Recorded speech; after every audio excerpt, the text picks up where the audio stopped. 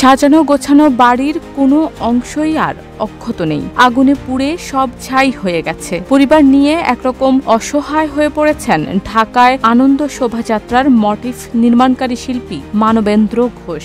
মানিকগঞ্জে তার বসত বাড়ি আগুনে পুড়িয়ে দিয়েছে দুর্বৃত্তরা। যখন দরজার আঘাত বাবা আতঙ্কিতভাবে ডাকলেন, তো কিছু একটা হয়েছে বুঝলাম, কিন্তু আসলে এত তাড়াহুড়ার মতো সবকিছু হয়ে গেল। আর গেট খুলতে গিয়ে গেটের চাবি খুঁজে পাচ্ছি না, বা সব কিছুই জানা কিন্তু উল্টাপাল্টা লাগছে। পরে খুললাম, বাবা বেরোলো। পরে দেখলাম যে অনেকেই অলরেডি আশপাশে 2-4 জন চলে আসছে।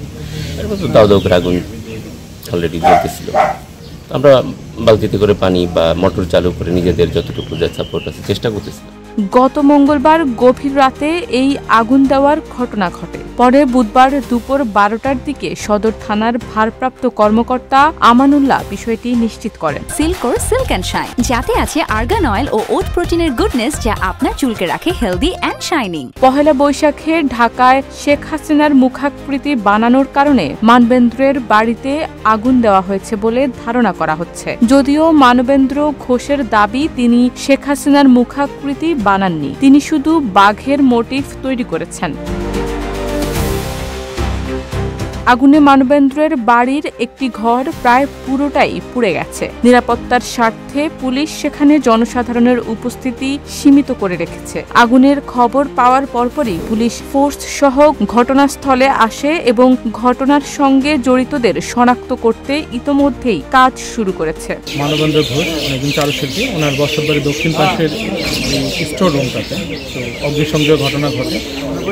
ঘটনার নিউজ পাওয়ার সাথে সাথেই পুলিশ এখানে এসে উপস্থিত হয় এবং ফায়ার সার্ভিসের কর্মী এখানে এসে উপস্থিত হয়ে সেই আগুন নেভায়।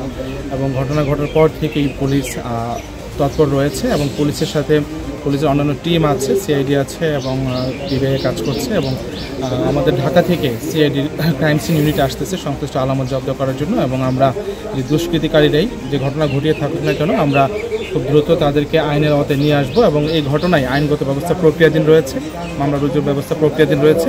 এবং যে দুষ্কৃতিকারীরা এই ঘটনাটি ঘটিয়েছে, আমরা তাদেরকে দ্রুত শনাক্তপূর্বক গ্রেফতার করে আইনের আওতায় নিয়ে আসবো। চিত্রশিল্পী মানবেন্দ্র ঘোষের বাড়ি এবং সাবেক স্বাস্থ্যমন্ত্রী জাহিদ মালিকের বাড়ি একই এলাকায়। জাহিদ মালিকের অনুসারী আওয়ামী সমর্থকরা এই ঘটনা ঘটাতে পারে বলে মনে করছেন স্থানীয়রা।